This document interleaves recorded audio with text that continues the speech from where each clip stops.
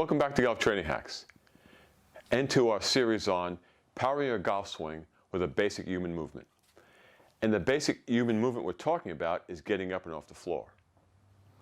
Now, I don't know any golfer that doesn't want to improve their driver, whether it be distance, accuracy, consistency, or maybe shaping shots off the tee. But the driver takes, like every golf swing, but the driver is such a long club, it takes a specific timing of a lot of things, a sequence timing of movement. You need to be able to control your body.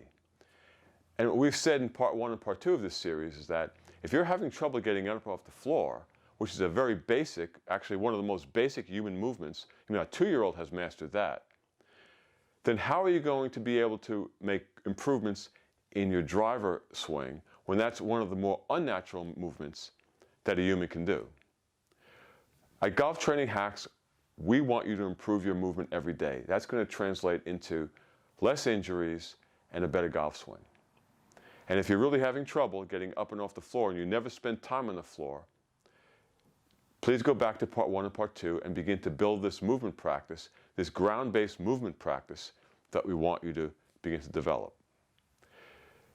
Now in this video, we're going to work on a little bit more advanced movements in our ground-based movement practice because we want to begin to strengthen our shoulders, our hips, improve shoulder stability and hip stability. That's what you need to be able to get up and off the floor. And actually, you also need mobility. You need hip mobility. So those are the areas that we're going to go forward with and work on in our ground-based movement practice to be able to get you up and off the floor better. Now, even if you're pretty good at getting up and off the floor, as we move through these ground-based practices, you'll find that they're actually very effective in improving your overall movement quality. And that's going to improve your sports performance, and that's going to improve your golf swing. In this video, we're going to work on improving your shoulder strength. So let's get started. In parts 1 and 2 of this series, we worked on some ground-based movements. Now we're going to use those movements to get down and do some isometrics for our shoulders. So let's get started. So we're going to use the ground-based movement pattern that we built in parts 1 and 2 to get down on the floor and use a kettlebell or a dumbbell to begin to get some strength in our shoulders. So I'm going to use a dumbbell or a kettlebell, whatever you have, or you could even use a gallon of water, it doesn't matter, just some weight. But we're going to get down in that position. Now, if you haven't seen steps 1 and 2, part 1 and 2, I'll remind you, this is not for someone who has significant injuries, significant back problems, hip problems, knee problems. This is for those of us who are a little stiff, maybe have a little weakness, and we don't spend a lot of time on the floor.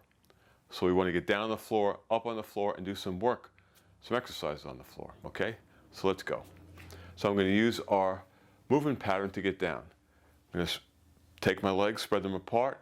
I'm going to do a split squat. You can brace yourself or not, or at this point, maybe you don't need a table or a chair. I'm going to come down. I'm into a high kneel. All fours, stagger my legs, brace myself, and now I'm in this position. Now I have the weights here, so now I'm going to put my legs out. Let me get on this mat a little bit more. And put my legs out. I'm going to support myself, and I'm just going to lay down. Okay, so now we're going to grab a kettlebell or a dumbbell. And all I'm going to do in this position is hold it. And I'm going to count to 10, 1 1,000, 2 1,000, 3 1,000, 4 1,000, 5 1,000, 6 1,000, 7 1,000, 8 1,000, 9 1,000, and 10 1,000. Now, I picked 10 seconds. You can use whatever you want and however many reps you want to do this, so then you can relax, press it back up, and do it again. Now this knee is up. Now I'm going to switch sides, and I would do the same thing here. So now my shoulder is sinking back to the mat. I'm not extending. I'm just sinking this back to the mat and holding it for time. If you want to use a kettlebell, you would hold it like this. Press it up, same idea. And then it comes down. Now, once we're here, we've done some of that. Now we have to get back up.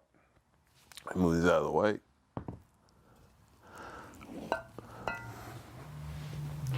So what I'm going to do is, I'm going to move my hip over. I'm kind of into that position where I started. I have this arm on the ground. I'm going to put this hand here, brace myself here, use my legs, and come back up to this position, which is kind of where we started. Brace myself, come up, back to all fours. High kneel, stand up. But as long as we're down here, let's do some rocking. So once we're down in this position, we want to do this rocking. Now, if you can get further back, the ideal would be to get back here. I mean, if you can get back into this position, you know, that's wonderful. But we're not trying to do that. We're just trying to get some easy motion. Then we're going to go into our staggered stance, or our stationary crawl. Land together, come back to the starting position, land it together, and land together. From here, you could also do a rock with a turn. So what I'm going to do is rock back. I'm going to look up, and I'm going to try to find the wall. Now, I'm not going too far. I'm just going a little bit now. Rock back, look up, and try to find the wall. So what's happening is, as I'm turning, so I'm rocking back, I'm keeping this hand, you know, fixed to the ground, and I'm getting some rotation in my shoulder. I'm also putting weight on this side to get a little bit more input into the shoulder. So it's turning, and I'm posting on it, and I'm looking back. Okay, so you don't have to go too far, just a little bit right now. I mean, if you could go like this and sink all the way back in, I mean, that would be really great. But that's not what we're looking for. We're just looking for some strength and some rotation into this side. Okay, so we've done that. We spent some time on the floor. The amount of reps are up to you. If you want to do some hip openers, we can go back to this. Okay, we can go back to the movement where we're sitting. Stagger your knees. Come back down. Stagger. So if you can, make it begin to look like this. Now you're beginning to get some hip joint work in here. I'm not so worried about where my legs are landing. I'm just moving, okay? It's not, you know, if I want to go further back, that's okay. If I don't want to go too far back, that's okay too. I'm not using my hands too much now to get this position.